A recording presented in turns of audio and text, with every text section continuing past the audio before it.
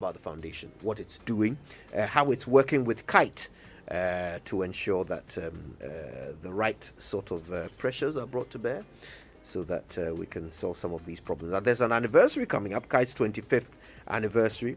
It's this Saturday. Was on Saturday, the 10th, It was the 25th, past on Saturday, Saturday, yes. Hey, so 20th has already come. Hey, what kind of month? It's a great month. Indeed, indeed. So today we're very happy. Mr. Kwaku Awotwi is here, as well as Ms. Theresa Osei Tutu. And we're going to learn all about the ABHMF, the Abeeku Brew Hammond Memorial Fund, and its relationship with KITE. So good morning to you both. Good morning. Good morning. Yeah, all right. So maybe we'll start from the Abeeku Brew Hammond Fund. But Kojo, before we start, let me tell you something about the 16th annual ISO promotion. Okay, so on November 25, 2021, leading government officials, C-level representatives, and free zones experts, investment and promotion agencies, and delegates from 50 African countries will meet at the AFTA Secretariat in Accra for the 6th annual African Economic Zone Organization meeting. The annual meeting is being organized by ISO and the Ghana Free Zones Authority under the theme Connecting African Special Economic Zones to Global Value Chain in the Era of African Free Trade Area.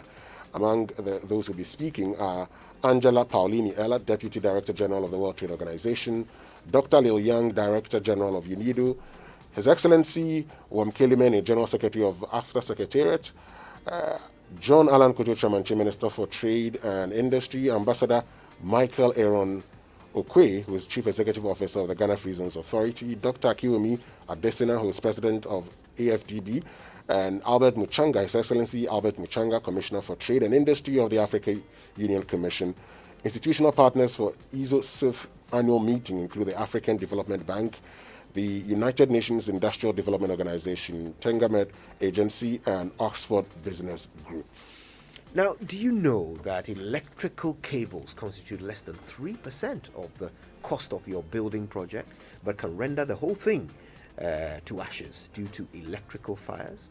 Did you know that Tropical Cable is the only Ghanaian cable manufacturing company that produces flame-retardant low-smoke cables that offer protection against electrical fires?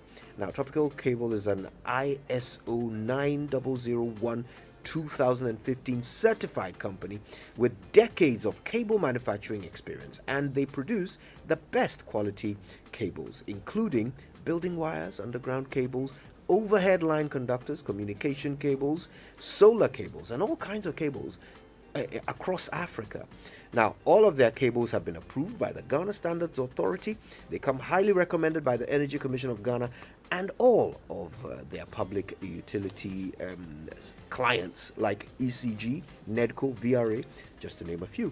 So win some amazing prizes and gifts by visiting any of their sales outlets across the country to get your FRLS, flame retardant, low smoke cables now. Call 026 876 9840 or just go to tropicalcables.com for more information. Tropical Cable, Topapa Preko. Indeed, Topapa Preko. But getting things done is simple with the right assist. Get the digital assist with ABSA digital banking channels and never miss a second of the Premier League. Sign up for an ABSA account, download the ABSA mobile app or dial *895# and start banking simply today. And as a first-time user, you earn points to win airtime every week when you get your banking done on ABSA digital channels. Be one of the top 10 ABSA customers with the most points to win an all-expense paid overnight stay at a luxurious hotel with the Digital Access 2020. Terms and conditions apply. Now, the Bobo app is finally in Ghana. Bobo app has the most affordable rides in Ghana. So now you can use the Bobo app to order food, book airlines and vacations. You can also use it to request over 30 different services at home, all from your Bobo Super app. So invite 20 friends today to use the Bobo app and share 200 cedis with them on it. Bobo takes no commission from drivers, so they keep 100% of the sales they make. No other app will offer this except Bobo. Download the Bobo app from the Play Store or the App Store now. Bobo, the app, the B. Now, do you consider yourself a global person, Kojo? Only in the mornings.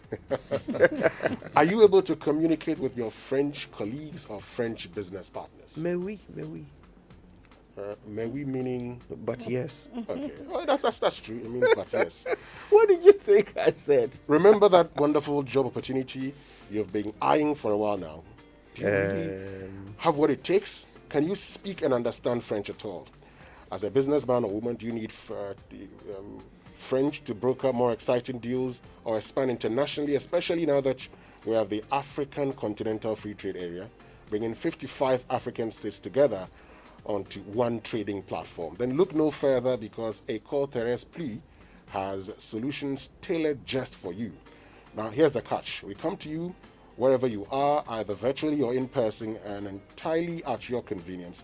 École Theresa is located at East Legon American House. Our partners are France Volontaire, EMC LLC USA, so Effort Educational Consult Ghana. Call us on 051-700274 or 0509-384625. All right, let's get to it. And once again, our guests helping us understand what's the relationship is between KITE and the Abeeku Brew Hammond Memorial Foundation and why it matters to you. Mr. Kwaku Awotwi, Chairman of the Board of Trustees at the ABHMF, and Ms. Theresa Osei Tutu from KITE. So let's get started. Yes, so good morning again. And let me start off with you, Mr. Kwaku Awotwi. So tell us briefly about the Abeeku Brew Hammond Memorial Foundation. Well, thank you for having us, Winston and Kojo. I think the best way to start about talking about the Abeeku Brew Hammond Foundation is talk about the gentleman in question, Professor Abeeku Brew Hammond, in honor of whom the foundation has started. And to do that, I'm actually going to hand over to Theresa, who's the chairman of KITE, and which Professor Abeeku Brew Hammond started. So, yes. Theresa. Thank you, Kwaku. So, Professor Abeeku Brew Hammond started KITE in 1996. He started KITE to make interventions in the areas of energy, environment, and technology. He himself was a professor at the KNUST, at the Mechanical Engineering Department. He was somebody who lived energy and provided energy solutions in his own personal life and wanted to put this at the disposal of Ghana and the world generally through KITE. So from very humble beginnings, really from his garage, he started KITE. And KITE since has grown, and now it's 25 years since KITE was started. And I happen to have been there from the beginning too with Abeeku when we started KITE. So I'm one of the founding executive council members. Wow. Since then, KITE, many years later, KITE has found itself at the forefront of many policy innovations in Ghana. Policy strategies, formulating these strategies for the country and for various institutions. Involved in a lot of project development and has attracted over $22 million in various projects towards KITE. Has impacted so many communities, over 100 communities, over 120 million people worldwide, using the various things that interventions that KITE has helped to formulate and projects that KITE has attracted towards energy, efficiency, technology, and the environment. So the foundation is focused on energy. Prof. Brew Hammond was a mechanical engineer. So what's the reason for the specific focus on energy by the foundation? Sure. So, I mean, for those of us, or for those of you who knew Professor Brew Hammond, Abeeku was a man of many parts. Theresa mentioned he was a professor of mechanical engineering at KNUST, but he served on many international organizations. He was on the UN's high-level Sustainable Energy for All panel, talked a lot about climate change. He was one of the first authors of what we call the IPCC report in 2000. These days it's becoming very topical, the Intergovernmental Panel on Climate Change. And he was on one of the working groups in 2000, talking about, in particular, one of his areas was energy access, area of interest in Africa. I knew him when I was the chief executive at the Volta River Authority as the board chairman of the Energy Commission. So he's a man of many parts. He had a lot of passion, a lot of energy, a lot of ideas about innovation. And when he passed, I think the family and many people felt it appropriate to set up a foundation in his honor to carry on that work. And it was obviously a great honor for them to approach me and ask me to chair it. Really, the ideas of the foundation are fairly straightforward. It's about sharing ideas, knowledge about energy, sustainable energy in particular. Also making sure that there's a public discourse about energy. We all sort of know and understand that energy is a foundation of our industrial development. But when you ask very specific questions about energy, you find that we actually don't know very much about it. So the foundation is very much about promoting an energy discourse throughout the country, but also for the young people in the country.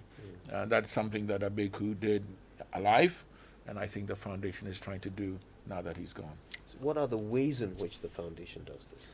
So one of the very important ways we do that is doing something like this with you. I think it's very appropriate, at the 25th anniversary of KITE, which he started, one of the very specific initiatives he did, we try and do something topical.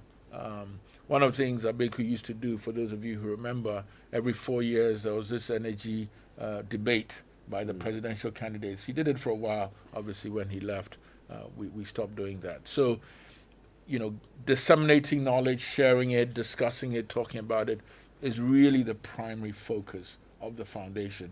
How we do it, we've written papers, we've hosted fora, we are hoping to do quizzes and competitions to get more people involved, and those are the kinds of things we'd like to do. So you've been talking about the partnership that you have with us and what we're doing, and we've been talking about this being a week event. Tell us what the focus will be throughout the week. So, again, I think you said, Winston, that we're going to look at a very public document that the government itself authored called the Energy Sector Recovery Program. Sure. And that document was published in 2019, a couple of years back. And it's actually an excellent document. It's very comprehensive. We, as we sat around the table, we thought, what better way to talk about the current energy issues than using the government's own document? It's published. It's on the Energy Commission website. Anybody can read it. And it's a great way to put a mirror to where we are in the country and in the sector. And so over the course of this week, today we're just introducing KITE and talking about the foundation. Tomorrow, Tuesday, we'll have a couple of experts talk about how did we get to this place we think we're in. Wednesday will be very much about, are there some solutions we can offer? The document itself offers some solutions. I believe on Friday there's a Ghana Connect where we try and get some young people to get involved in the conversation, because again, very much about getting young people to understand the issues.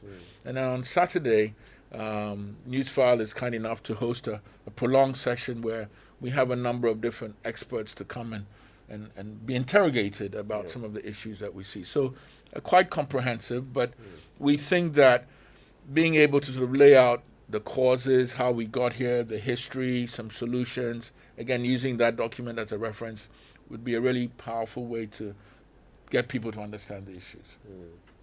Now, it's good we have both of you here. And by the way, if you just joined us, we're talking to Mr. Kwaku, Awotwi, and Ms. Theresa, Osei, Tutu.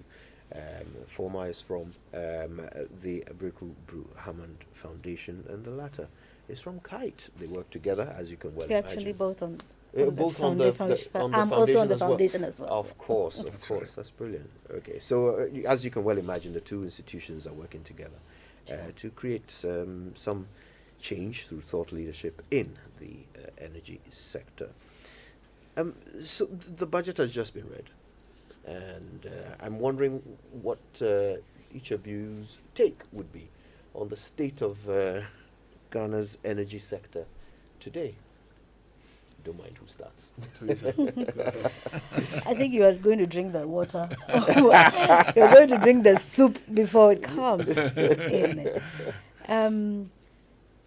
It has already started making ripples in the air.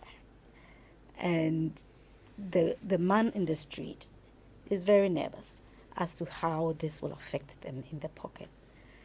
The solutions that have been offered are really going to be tested, and then we're going to find out what it is that we can do better and how people can relate to this. But essentially, the drivers on the street were already in arms even before the issues came up, the budget came up.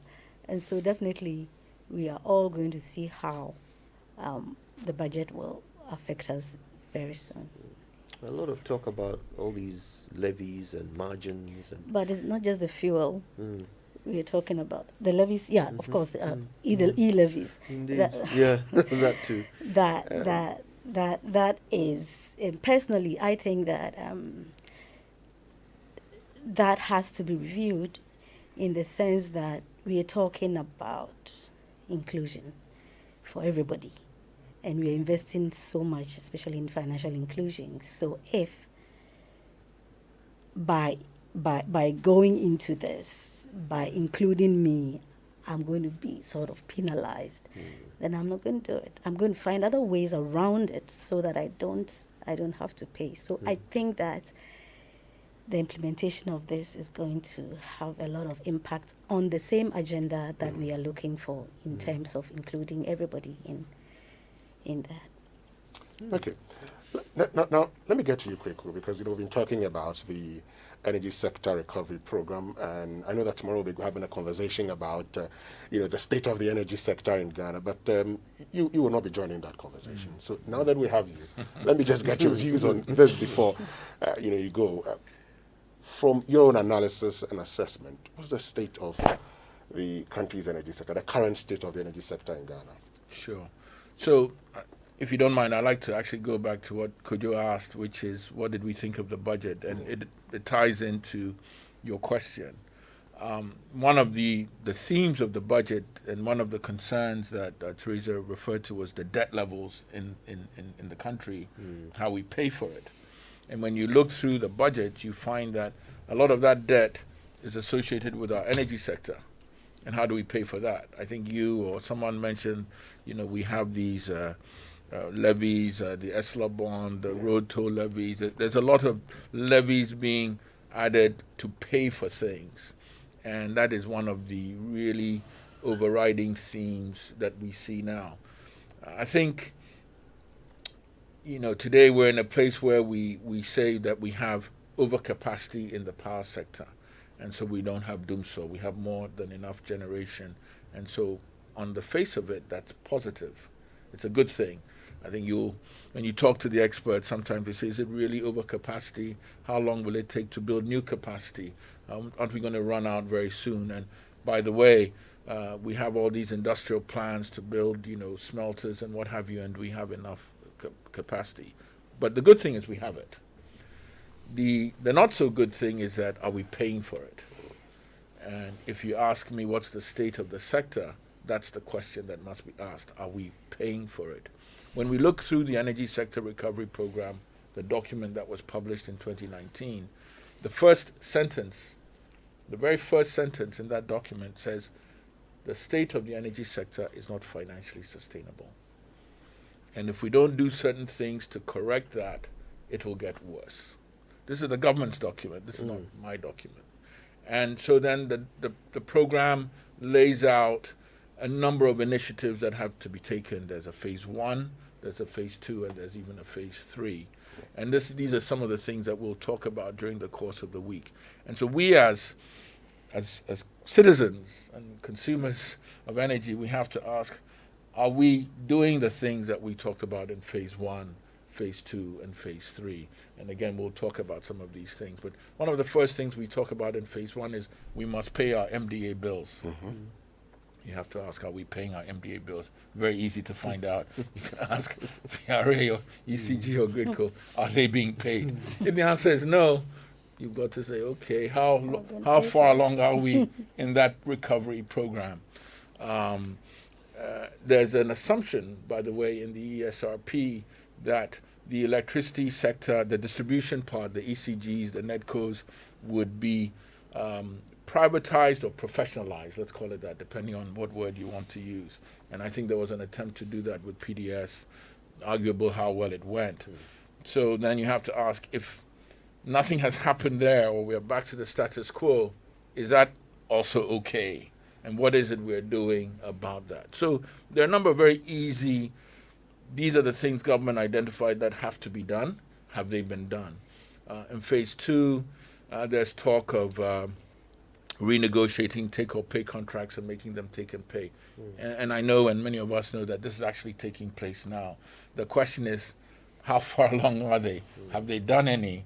I think we heard the president talk about some of them being done or about to be done soon, or the Minister of Finance. So I would say that, back to an earlier conversation, and this is really the purpose, the document is very comprehensive in outlining what needs to be done.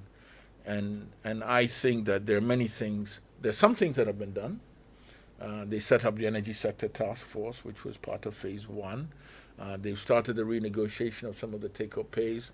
There's a lot of discussion about how we rationalize the gas sector. There's an oversupply of gas, how far we are on that. So some things are either being done or in motion. There are a lot of things that are still to be done. And the question is, how long will it take for them to be done? At what point do we hit a tipping point? Will we hit a tipping point? But there's a lot, per the document itself, that is yet to be done. And I think that's a concern that for all of us.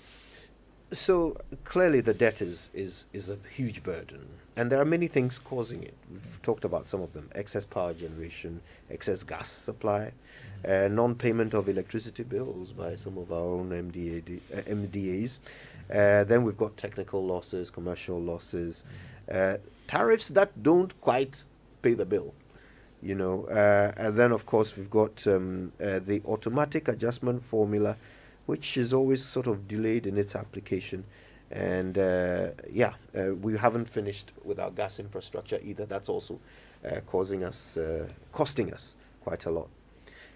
What would you advise government to prioritize of all these factors? Well, one of the things the document says is that we've got to settle our arrears. Yeah. Back in 2019, again, referring to a very public document, those arrears were close to $3 billion, I think $2.8 billion to be precise. They identified another 1.3 that would be added over the next few years if we didn't do certain things.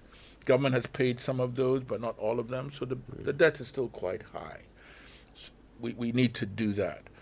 But to do that and not have a mechanism to address it going forward, we'll be back where we were in 2019. And once again, this is where the government has done certain things. There's a cash waterfall mechanism they put in place last year, which is, in many respects, very positive, because it's a very mechanical way that, proceeds in the sector are being distributed, which was a problem in the past. What we have to remember is that today, a good 40% of power in the sector is provided by private players.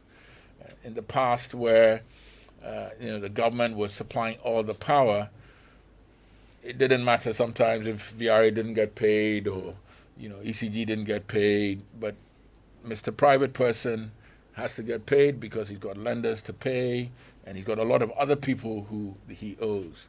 And if he doesn't get paid, it becomes a problem. So today, if we have up to 40% of the sector being supplied by private players, that cash waterfall mechanism becomes very important. One of the things the government has said is that in addition to that cash waterfall mechanism, we'll set up a Delta Fund. Once again, they've set it up. Yeah. So that's positive. But as you can easily find out, the Delta Fund is far from meeting the shortfall. And so the question is, how quickly will that shortfall be met? When will it be met? And if it doesn't get met, what happens next? And I think these are the questions that we're facing. Listen, we're talking to Mr. Kwaku Awotwi and Ms. Theresa Osei Tutu. We're learning all about the Abeeku Brew Hammond Foundation and KITE and what they're doing together to help you and I have a better and more reliable energy sector. Listen, when we come back, we're going to focus on these areas because clearly it's mission critical. If this sector will survive, we need to do something about these areas. When we come back, we'll look at the real figures and the projections, and then try and figure out whether there's a tipping point beyond which it'll be too late. Stay with us. We're back after these. Coffee in your cup and Joy on the set. The Super Morning Show is always the best bet on Joy 99.7 FM. No victim of gender-based violence should be silent. Every human deserves dignity and respect. If your health, dignity, and security is undermined, you must seek assistance. Call the Orange Support Center for assistance on toll-free number 0800 111 222. This message is by the kind courtesy of the United Nations Population Fund, UNFPA.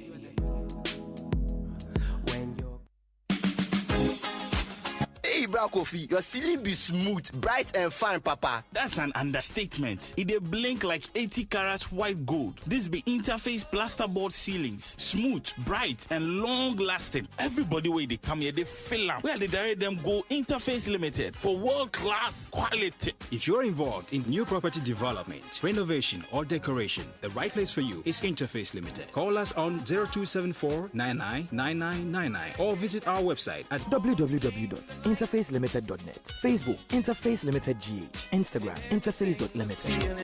Wondering what to do with your Cerelac 400-gram tin? The new Cerelac Wheat 350-gram pouch value pack is the ideal choice to refill your tin. It is affordable, convenient, and still provides key nutrients, iron, vitamin A, B, and D, zinc, and iodine to support normal cognitive function and help promote optimum growth and development. Grab your value pack at a retail shop near you. Cerelac 350-gram, more for less. This advert is FDA approved. For Pepsodent, smiles are one of the most important things we have. The problem is, globally, 1 in 2 children suffer from cavities. Pepsodent, with maximum cavity protection, helps to prevent the formation of cavities. Pepsodent, because every smile matters. This advertisement has been vetted and approved by the FDA.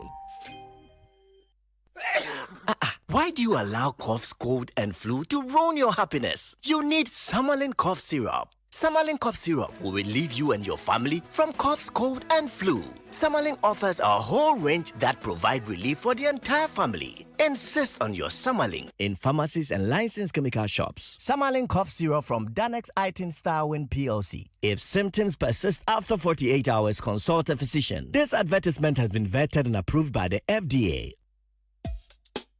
What would you do if you have the choice to do anything in life?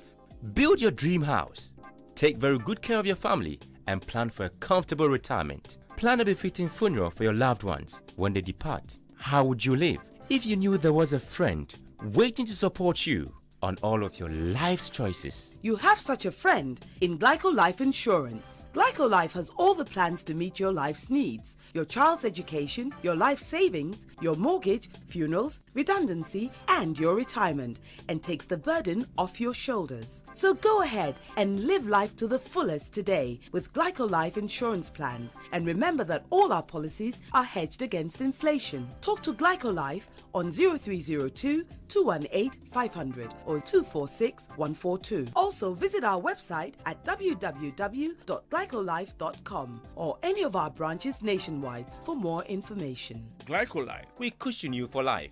Glyco, we cushion you for life.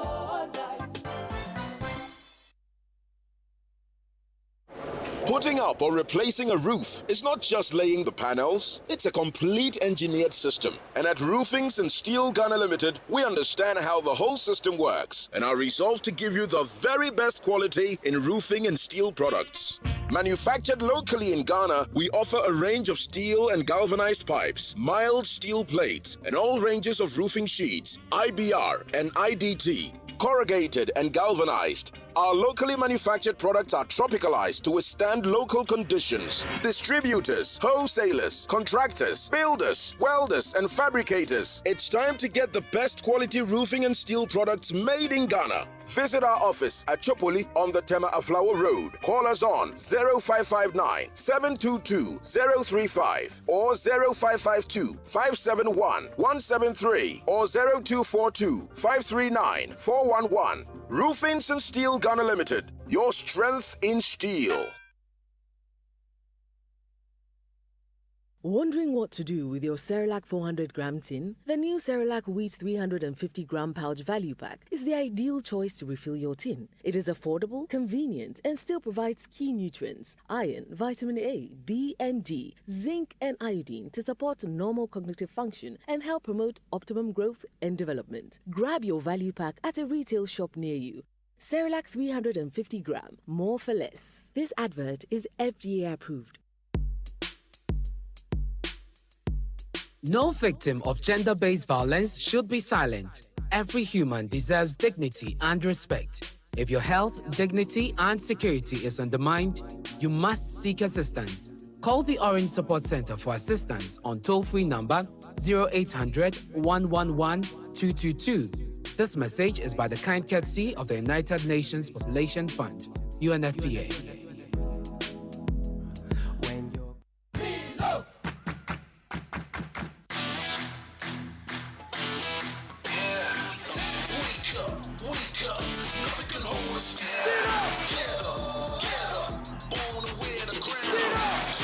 Maudada no pediani bianya didi pa and pe wo malt milk ena koko mu a emma milomu da shima.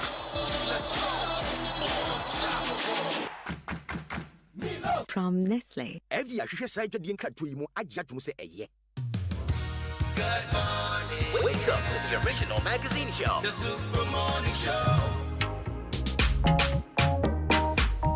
Welcome back. It's the Super Morning Show, 17 minutes past 9, and we're smack bang in the middle of a very important conversation, setting things up for the rest of the week, where our agenda is the energy sector and how we can recover and pay off some of these outstanding debts so that energy can be more reliable and affordable for all of us. Okay. So we'll get back into that with our guests, Mr. Kwaku, Awotwi, and Ms. Osei Tutu in just a moment. First, though, the National Cybersecurity Center, now the Cybersecurity Authority, and the Cybersecurity Authority is established by the Cybersecurity Act 2020, that's Act 1038, to regulate cybersecurity activities in the country. So it comprises registration, licensing, accreditation, and standardization of cybersecurity activities and practices. The CSA is mandated to prevent, manage, and respond to cybersecurity threats and incidents, and to ensure the protection of Ghana's critical information infrastructures. The CSA is mandated to implement cybersecurity measures in the country in collaboration with the Joint Cybersecurity Committee, that's the JCC, the private sector, and international partners. If you want to know more about them, go to csa.gov.gh or just call 030-297-2530 or send an email to info@csa.gov.gh. And own a home from as little as 240,000 Ghana cedis. Yes, you heard right. As little as 240,000 Ghana cedis. Same price as buying a new car today. Sethi Realty is offering huge discounts on their 2- and 3-bedroom apartments this Christmas till the end of the year. Homes that are designed and built to reduce your cost of living and an excellent opportunity to invest. Nyamidria apartment located in Tema, very close to the Palace Shopping Mall. These affordable luxury homes in a gated community with 24-hour security and various infrastructure and amenities. So if you're looking for a home that will save you money or an excellent opportunity to invest this year, call Sethi Realty on 0551 435555 or 0551 438888 or visit them online at nyamidriagh.com. Terms and conditions apply. Prices are subject to change on monthly basis and only a limited number of units are available. Now let me tell you about a couple of things you really ought to have in your medicine cabinet. First, get fast and refreshing relief from stomach upset with number 10 liver salt. Number 10 liver salt restores vitality and provides effective relief from stomach upset, nausea, hyperacidity and indigestion. Number 10 liver salt is a refreshing relief. Now the other thing is this: when stubborn coughs, colds or catarrh interrupt your life, get fast and effective relief with Stop Cough. The Stop Cough range is suitable for adults, children and babies. If symptoms persist after 3 days, consult your doctor. Stop that cough with Stop Cough. And have you heard about the Orange Support Center? The Orange Support Center provides support to survivors of SGBV, including psychosocial support, legal support, and medical services where necessary. Call the Orange Support Center on 0800 111 222. It's toll free to all networks. Do you know anyone who is suffering from a difficult marital separation and needs support? Call the Orange Support Center now. Do not continue to suffer in an abusive relationship? Call the Orange Support Center on 0800 111 222. Now, they provide a range of services, including legal support, to help you get the needed support to prevent child neglect. If you notice gender-based violence anywhere or see anything, please say something, because you might be saving a life. There's good news for victims of sexual and gender-based violence. UNFPA, Ghana, and the Ministry of Gender and Children and Social Protection have established the Orange Support Center to support them. Call now on 0800 111 222 to seek assistance, because it attracts no charges. Okay, let's get back to our conversation. Mr. Kwaku Awotwi and Ms. Osei Tutu are our guests, and they're telling us all about the Abeeku Brew Hammond Foundation and the work it's doing, especially what it's going to be doing with us over the next few days. So perhaps we'll start from there, if you don't mind outlining for us what the program of activities are for the coming days. Well, Kojo, so this week, as I said, it coincides with the 25th anniversary of KITE. Yeah. And I know Theresa is going to talk about what KITE is doing. But as far as the foundation, we do this annual, at least once a year event of disseminating knowledge, especially in the energy sector. We can pick any number of issues. We can talk about renewables. We could talk about sustainability, something that Abeeku championed a lot. We can talk about access, but we felt to sort of emphasize the point. Let's pick the government's own plans as captured in the Energy Sector Recovery Program, and let's interrogate it and discuss it. So tomorrow we'll have experts again talking about how we got to this place we are in 2021. On Wednesday, we'll have a number of experts come and talk about some of the solutions. On Friday, again, I mentioned we talked about getting the youth more engaged in the Ghana Connect session on the same. And then on Saturday, we'll have a panel where it'll be a much more interactive session. So that's just for this week as part of the sort of the annual celebration coinciding with what KITE is doing. There are other things planned, but as you said, just for this week. And maybe Theresa can talk about what KITE is planning for this week and the rest of the year. Yes, so KITE has a number of things outlined, but it's going to be a year-long celebration. We can't just do it in one week. And we are part of what Abeeku Brew Hammond Foundation is doing already anyway. So this is also part of how we are climaxing our 25th anniversary. We will spend time later on in the year to give an exhibition of all the projects that we've done. We'll go social, and then we also go online as well as physical. We will launch or relaunch some of the publications, the over 60 publications that KITE has done in the areas of research and policy. We have done a number of assessments, I think total about 100 that we need to showcase. So that will be one of the key things that we are going to outline over the years. And if you permit me, I'd like to share some thoughts on who the man Abeeku was, because if Abeeku was alive, I think that he would be wondering why are you even talking about me? Because it wasn't about him at all. He was a very simple person. It wasn't really about him. But I think that the leadership that he brought to bear is very important, and we need to talk about it. He was a man of vision and a man of action.